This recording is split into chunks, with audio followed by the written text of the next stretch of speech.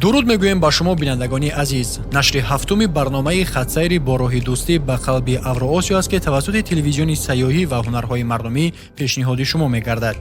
Дар рӯзи 17-уми сафари экспедитсияи байналмилалии сайёҳат ба қалби Авроосиё ки бо мақсади муаррифии мероси таърихиву фарҳангии минтақа, таҳкими ҳамкориҳои байналмилалӣ, рушди робитаҳои иқтисодӣ ва фарҳангии байни кишварҳои Авроосиё ташкил шудааст, ҳайати экспедитсия барномаҳои худро дар шаҳри Аралски ҷумҳурии Қазоқистон идома дод. Бинандагони азиз, хатсайри экспедитсияи сайёҳат ба қалби Авроосиё дар ҷумҳурии Қазоқистон ҳанӯз идома дорад ва айни ҳол мо омадем ба шаҳри Аралски ҷумҳурии Қазоқистон ва ногуфта намонад ки яке аз нақлиётҳои ин хатсайр аз шаҳри Аралски ҷумҳурии Қазоқистон ба шаҳри Кулуби вилояти Хатлони ҷумҳурии Тоҷикистон паёми дӯстӣ ва бародаршаҳриро хоҳад бурд. экспедитсия рӯзи гузашта ба шаҳри Аралск расида буд ки ин қадами муҳим дар доираи марҳалаи қазоқистонии экспедитсия мебошад ва ба муаррифии мероси табиӣ, ҳифзи экология ва ҳалли мушкилоти минтақавӣ нигаронида шудааст. дар маҷмӯаи хиёбони моҳигирон ки ҳамчун макони фарҳангии ҳифзи анъанаҳои моҳидории маҳаллӣ шинохта шудааст, ҳайати экспедитсия бо суду мусиқии ҷолиб, баурсак ва нӯшидани шӯбат, нӯшокии анъанавии қазоқӣ пешвоз гирифта шуд. ҳайати экспедитсия аз бандари собиқи баҳри Арал ки дар гузашта маркази тиҷорати обии минтақа буд боздид кард. имрӯз ин бандар бо сабаби хушшавии баҳр аз фаъолият боз мондааст, вале ҳамчун рамзи таърихии минтақа эътироф мешавад. ҳамчунин осурхонаи моҳигирон ки таърихи бои моҳидории Аралскро нишон медиҳад ва киштии Левберг ки дар гузашта дар баҳри Арал шино мекард ва ҳоло ҳамчун осури таърихӣ нигоҳ дошта мешавад, ба иштирокдорон шинос карда шуд. Как вы видите, на фоне это место бывшего порта нашего Аральского моря. Вон поодаль стоят наши исторические памятники, два крана башенных, которые в свое время разгружали продукты народного потребления. Музей был создан в 2012 году по инициативе акимата Аральского района и почетного гражданина Аральского района.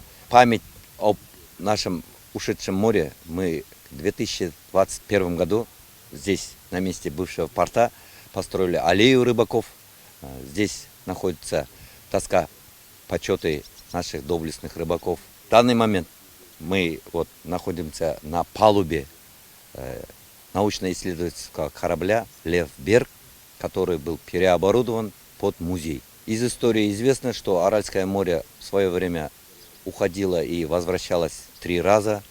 На месте дна Аральского моря были найдены останки поселения Кирдира-1, Кирдира-2. Вы до этого видели экспонаты, которые были найдены в тех поселениях. Мы надеемся, что море вернется, что здесь снова оживет рыбное хозяйство. Народ, который в свое время уезжал, вернутся в родные края. дар идома экспедитсияи байналмилалии сайёҳат ба қалби Авроосиё дар барномаи илмӣ ки дар ҳамкорӣ бо сандуқи байналмилалии наҷоти Арал ташкил карда шуда буд, фаъолона ширкат варзид. дар ин чорабинӣ маъмурияти вилояти Қизилорда, маъмурияти шаҳри Аралск, рӯзноманигорон ва блогерони узви экспедитсия иштирок доштанд. дар рафти конфронс масъалаҳои муҳими минтақа аз қабили идоракунии захираҳои обӣ, даъватҳо ва роҳҳои ҳалли эҳтимолӣ барои наҷоти баҳри Арал баррасӣ шуданд. мавзӯъҳои асосӣ доираи васеъ аз ҷумла мушкилоти кунунии идоракунии об, тақсимоти нобаробар, ифлосшавӣ, хушкшавии дарёҳо ва тағйирёбии иқлим, ҳамкории байналмилалӣ, ҳамоҳангсозии амалҳо байни кишварҳои соҳиби дарёҳои Амударё ва Сирдарё, технологияҳои нав, системаҳои мониторинг, усулҳои обёрӣ ва амалияҳои кишоварзии устувор, барқарорсозии экологӣ, созмони обанборҳо ва лоиҳаҳои ҳифзи биоқутбӣ ва масъалаҳои иҷтимоию иқтисодӣ ба монанди таъсири мушкилоти об ба сокинон ва дастгирии минтақаҳои осебдидаро фаро гирифт. сандуқи байналмилалии наҷоти Арал ки дар соли 1993 таъсис ёфта ва кишварҳои Осиёи марказӣ аз ҷумла Қазоқистон, Ӯзбекистон, Тоҷикистон, Қирғизистон ва Туркманистонро барои ҳалли мушкилоти экологӣ, иҷтимоӣ ва иқтисодӣ муттаҳид мекунад, ин конфронсро як қадами муҳим дар самти ҳифзи муҳити зист арзёбӣ кард. Первые признаки были уже видны в начале 80-х годов. К этому времени мы практически полностью исчерпали водные ресурсы двух больших рек – Амударьи и Сырдарьи. То есть в основном их забрали на народное хозяйство, но главным потребителем, который является сельское хозяйство. Выращивали хлопок, рис и другие сельскохозяйственные культуры, которые необходимы для жизнедеятельности людей. Сейчас эта тенденция продолжается, потому что во всех наших государствах растет население, экономика очень хорошо растет, и поэтому потребление воды, наверное, будет увеличиваться. Но воды уже практически нет, полностью исчерпано.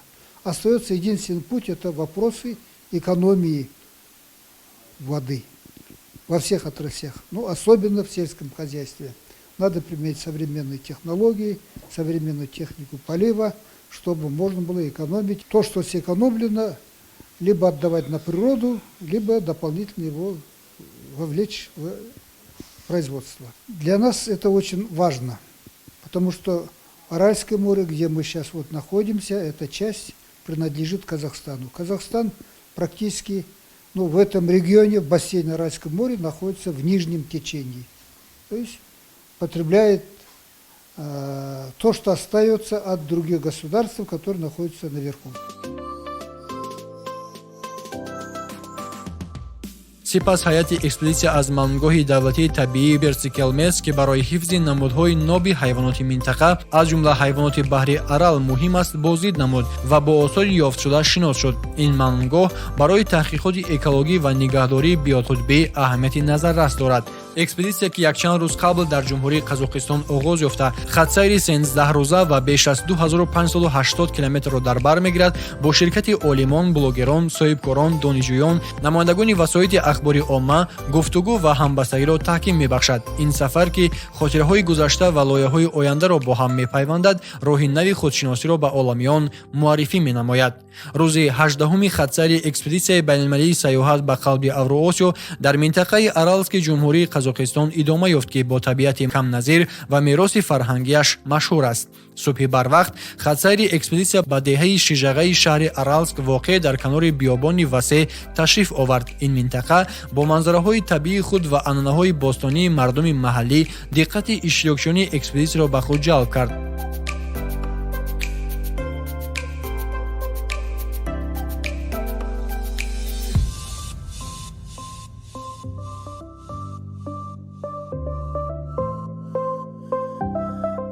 бинандагони азиз, ҳоло мо дар деҳаи Шижағаи шаҳри Аралски ҷумҳурии Қазоқистон қарор дорем ва ин лаҳза барои ҳайати экспедитсияи сайёҳат ба қалби Авроосиё вақти озод муайян гардидааст ва гурӯҳи экспедитсия қарор доданд ки ба ин ҷо биёянд ва аз гаштугузор дар биёбони паҳну васеъи деҳаи Шижаға ҳаловат бибаранд. тавре ки мебинед, ҳоло гурӯҳе аз блогерон дар он тараф ҳамроҳи дигар намояндагони васоити ахбори омма ва дигар иштирокдорон ба расму наворгирӣ машғул ҳастанд. умедворем ки ин рӯз барои аҳли гурӯҳи экспедитсияи сайёҳат ба қалби Авроосиё воқеан ҳам як рӯзи хушу хотирмонро боқӣ хоҳад монд. бисёре аз иштирокдорон ки бори аввал биёбонро медиданд ба аксбардорӣ ва наворгирии ин манзараҳои камназир шурӯъ намуданд ки барои ҳифзи хотираҳо, муаррифии имкониятҳои сайёҳии минтақа ва фарҳанги маҳаллӣ дар сатҳи байналмилалӣ аҳамияти калон дорад. деҳаи Шижаға ва атрофи он бо табиати хос ва оромии худ яке аз маконҳои ҷолиби минтақа барои ҷалби сайёҳони дохилӣ ва хориҷӣ маҳсуб мешавад. Я на самом деле благодарен судьбе за то, что дал возможность стать участником этой удивительной экспедиции, где мы дружно, представители 5 государств, посетили городов. Вот сейчас мы бок о бок, журналисты Казахстана, Кыргызстана, Таджикистана, бок о бок посещаем разные города. Вот прямо сейчас мы находимся в настоящей пустыне Казахстана. Массу впечатлений, очень удивительное место. И это действительно караван дружбы. Здесь мы знакомимся, здесь мы делимся опытом. Во время экспедиции у нас проводятся разные конференции, получаем знания, повышаем опыт. Дальше мы поедем дальше по Казахстану, потом посетим Кыргызстан, мою родину, потом Узбекистан. И, конечно же, наша конечная точка будет город Душанбе, замечательнейшая страна, красивый город. пас аз нисфирӯзӣ ҳайати экспедитсия бо тай кардани беш аз 100 километр аз шаҳри Аралск ба пойгоҳи истироҳатии Қамбаш воқеъ дар наздикии кӯли Қамбаш расид. Кӯли Қамбаш ки яке аз бузургтарин кӯлҳои ҷумҳурии Қазоқистон ба шумор меравад, бо масоҳати 170 километри мураббаъ ва чуқурии то 12 метр аз зумраи мӯъҷизаҳои табиии минтақа мебошад. ҷолибияти ин минтақа дар он аст ки бо вуҷуди иҳота шудан бо саҳро ва биёбонҳои камоб дар миёни он кӯли бузург ба вуҷуд омадааст. Ин кӯл дар баробари аҳамияти экологӣ доштан инчунин аз лиҳози сайёҳӣ низ аҳамиятнок мебошад. дар фасли гармо Қамбаш меҳмонони зиёдеро аз саросари Қазоқистон ва берун аз он ҷалб мекунад ки барои истироҳат, моҳидорӣ ва омӯзиши табиат ба ин ҷо меоянд. иштирокчиёни экспедитсия бо инфраструктури муосири пойгоҳи истироҳатии Қамбаш аз ҷумла шароити будубош ва имкониятҳои фароғатӣ шинос шуданд. Нимаи дуюми рӯзи 17-уми экспедитсияи сайёҳат ба қалби Авроосиё хатсайри он ба кӯли Қамбаш, яке аз кӯлҳои бузургтарини ҷумҳурии Қазоқистон ташриф овард ва аз он дидан намуд. Воқеан ҳам боиси қайд аст ки яке аз ҷазобиятҳои зебои ин мавзеъ ин албатта миёни биёбонҳои васеъ ва камоб ҷойгир будани чунин як кӯли бузург мебошад. Ногуфта намонад ки кӯли мазкур масоҳати бештар аз 170 километри мураббаъро дар бар мегирад ва яке аз манбаъҳои асосии он аз ҷумҳурии Тоҷикистон меояд ва маҳз аз дарёи Сирдарё. шомгоҳон ҳайати экспедитсия ба истироҳатгоҳи бачагонаи Қамбаш ташриф оварда ба истироҳаткунандагон оби зулоли баргирифта аз яке аз сарчашмаҳои дарёи Ому сиёма ҳадя намуданд. аз ин иқдом ки рамзи дӯстӣ ва ҳамкории байни халқҳо буд, таъби истироҳаткунандагон хеле баланд гардида тӯҳфаи дӯстонаи ҷониби Тоҷикистонро бо хурсандӣ пазируфтанд. яке аз сарчашмаҳои асосии кӯли Қамбаш Сирдарё мебошад ки аз ҳудуди ҷумҳурии Тоҷикистон мегузарад ва дар обёрии минтақа нақши муҳим дорад. ёдовар мешавем ки экспедитсияи сайёҳат ба қалби Авроосиё паёми дӯстӣ ва бародаршаҳриро аз шаҳри Аралски Қазоқистон ба шаҳри Кӯлоби вилояти Хатлони ҷумҳурии Тоҷикистон интиқол медиҳад. ин паём рамзи таҳкими робитаҳои фарҳангӣ, иқтисодӣ ва сайёҳӣ байни ду шаҳр буда барои густариши ҳамкориҳои минтақавӣ заминаи мустаҳкам фароҳам меорад. чунин иқдомҳо ба рушди робитаҳои байнидавлатӣ, ҷалби сармоягузорӣ ва муаррифии имкониятҳои сайёҳӣ ҳар ду минтақа мусоидат мекунанд. дар рӯзҳои оянда ҳайати экспедитсия ба шаҳрҳои дигари минтақа сафар карда чорабиниҳои фарҳангӣ ва омӯзиширо идома хоҳад дод ки барои таҳкими дӯстӣ ва ҳамкорӣ байни халқҳо нақши муҳим дорад. рӯзи 19-уми сафари экспедитсияи байналмилалии сайёҳат ба қалби Авроосиё бо рӯйдодҳои муҳим ва бозид аз маконҳои таърихии ҷумҳурии Қазоқистон пур шуд. ин экспедитсия ки аз 6 июни соли 2025 оғоз ёфтааст, бо мақсади таҳкими робитаҳои фарҳангӣ, таърихӣ, илмӣ ва сайёҳӣ байни кишварҳои минтақа идома дорад. субҳи барвақт ҳайати экспедитсия аз пойгоҳи истироҳатии кӯли Қамбаш ба самти шаҳри Байконур, яке аз муҳимтарин марказҳои кайҳоннавардии ҷаҳон, роҳ пеш гирифт. Байконур воқеъ дар вилояти Қизилордаи Қазоқистон бо пойгоҳи кайҳоннавардиаш ки аз соли 1955 инҷониб фаъолият мекунад, шӯҳрати байналмилалӣ дорад. ин пойгоҳ дар таърихи кайҳоннавардии ҷаҳон нақши калидӣ дорад.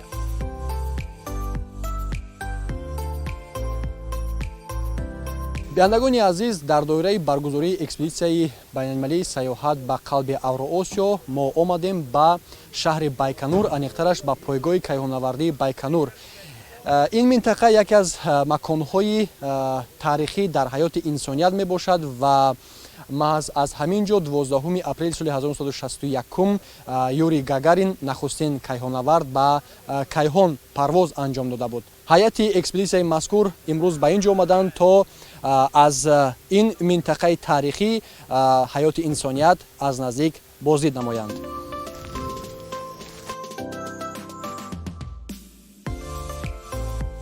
инчунин парвози нахустин зани кайҳонавард Валентина Терешкова дар соли 1963 низ ба ҳамин пойгоҳ пайвандӣ дорад. хулоса ин маконест ки ба инсоният роҳи кайҳони пурасрорро кушод ва имрӯз низ фаъолияти густурда дорад. барномаи боздид аз Байконур бо аксбардорӣ ва наворгирӣ дар майдони истгоҳи парвозҳои киштиҳои кайҳонӣ оғоз ёфт.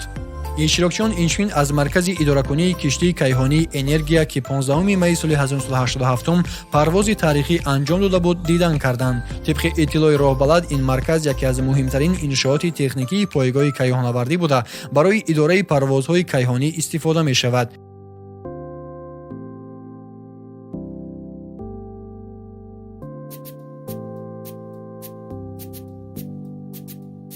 баъдан ҳайат аз киштии кайҳонии буран ки дар солҳои 80 асри гузашта бо ҷалби беҳтарин олимони соҳа сохта шуда буд боздид намуд. ин киштӣ гарчанде танҳо як парвози озмоишӣ анҷом дода бошад ҳам яке аз рамзҳои пешрафти технологии собиқ иттиҳоди шӯравӣ маҳсуб мешавад. боздид аз осорхонаи Сергей Павлович Королёв, сармуҳандиси барномаи кайҳонии шӯравӣ, ва Юрий Гагарин, нахустин кайҳонаварди ҷаҳон, аз лаҳзаҳои муҳими рӯз буд.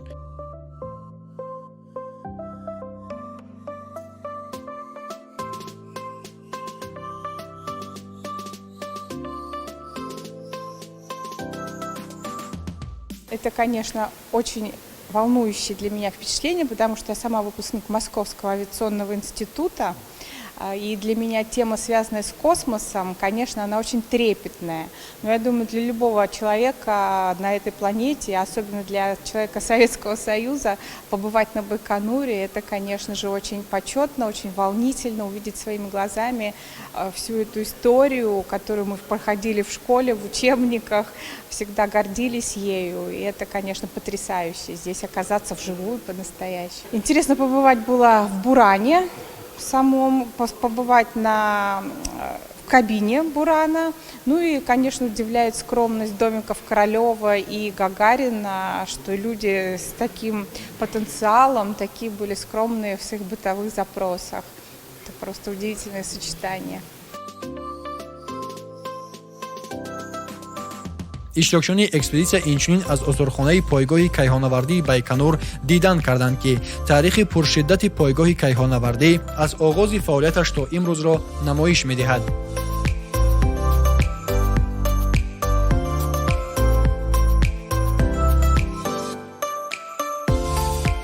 дар шаҳри Байконур ҳамзамон бо иштироки ҳайати экспедитсия маросими гулгузорӣ назди оташи абадӣ ба поси хотираи шаҳидони ҷанги бузурги ватанӣ баргузор гардид.